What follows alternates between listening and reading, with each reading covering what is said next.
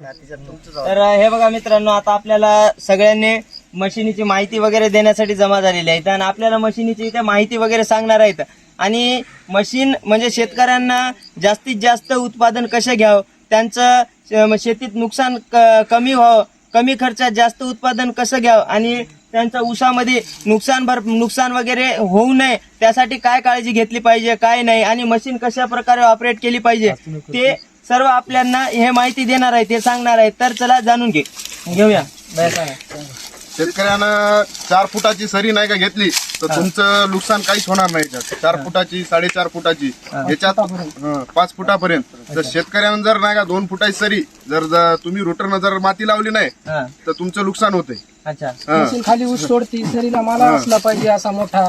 सरी 4 फुटाची सरी असल्यावर नाही का मशीन बरोबर चालते. रान ओलं नसलं पाहिजे, कोरडं रान असलं पाहिजे, तर या मशीनला नुकसान होत नाही. आणि मशीन म्हणजे दिवसात तुम्ही एका दिवसात मशीन मधून म्हणजे किती दिवस किती घंटे चालवता? 12 तासाला आम्ही 125 टन 150 टन तोडतो. 125 टन 150 टन. हो. आणि तुमचे म्हणजे टोळी वगैरे पुरं काम करणारे नागरिक किती आहेत? काही नाही, आमचे सगळे 6 माणसं आहेत. 6 माणसं. 2 ऑपरेटर आणि डे नाईट 2 शिफ्ट वगैरे करत असतात. चालवतो आम्ही 24 तास. म्हणजे तुम्ही रहिवासी इथलेच आहोत सर्व की वेगवेगळ्या गावाहून आलेले आहात? वेगवेगळ्या गावून आलेली. बघा मित्रांनो, सर्वजण त्यांचं स्वतःचं घर सोडून, दार सोडून, त्यांचं गाव सोडून इथं मेहनत करायला तर शेतात दुसऱ्यांच्या येऊन इथं कष्ट करत आहेत. तर सगळ्यांना इथं मी एवढं सांगू इच्छितो की कष्टाला कधी तुम्ही लाजू नका आणि मेहनत करत राहा आणि काम करत राहा. नाहीतर बघा, तुम्ही असं फिरण्यात टाइम वेस्ट करण्यात काही नाही. तुम्ही मेहनत करा आणि स्वतःचं घर तुम्ही कशा प्रकारे चालवता येईल तुम्हाला त्याच्याकडे लक्ष द्या, आहे की नाही बाया? हो, बरोबर आहे.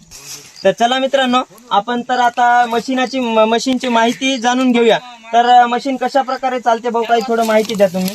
हे मशीनचे क्रॉप डिवायडर आहे. अच्छा, हे जे क्रॉप डिवायडर आहे, जे पडलेला ऊस, दुसऱ्या सरीतला ऊस आतमध्ये घेणं, बाहेर फेकणं, या क्रॉप डिवायडरचं काम असतंय. तो वर जो आहे तो टॉपर आहे. बघा मित्रांनो, ते टॉपर आहे वाढे कट करण्यासाठी. त्याच्यानंतर हा एक रोलर आहे.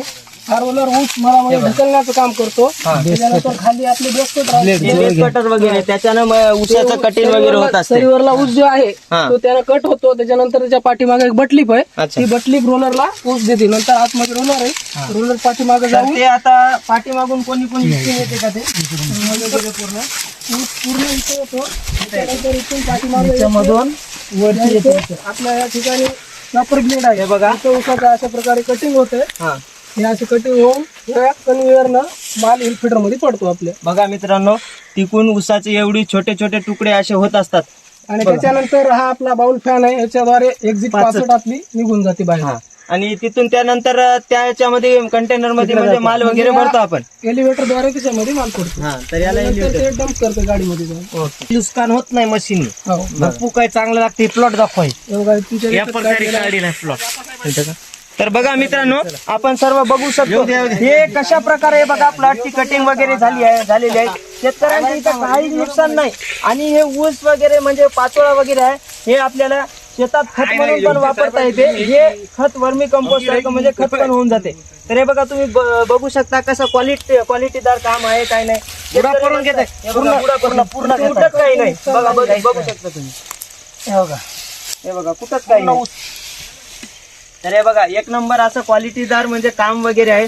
तर बऱ्याच शेतकऱ्यांना वाटते की आपण मशीननं कटाई वगैरे केले, काम वगैरे केले तर त्यांचं नुकसान होईल, असं होईल. पण नुकसान काही होत नसते. त्याच्यात तुमचं म्हणजे मॅन पॉवर वगैरे वाचते, मशीनद्वारे काम होते. शास्त्रज्ञानं शोध केला, इंजिनियरनं, म्हणजे त्याचा काहीतरी चांगलाच फायदा आहे. हो ना. बघा, तर वाटू शकते नुकसान, पण त्याचे फायदे भरपूर आहेत. कारण जी पाचट आहे, त्याच्यानंतर पडलेले कुटके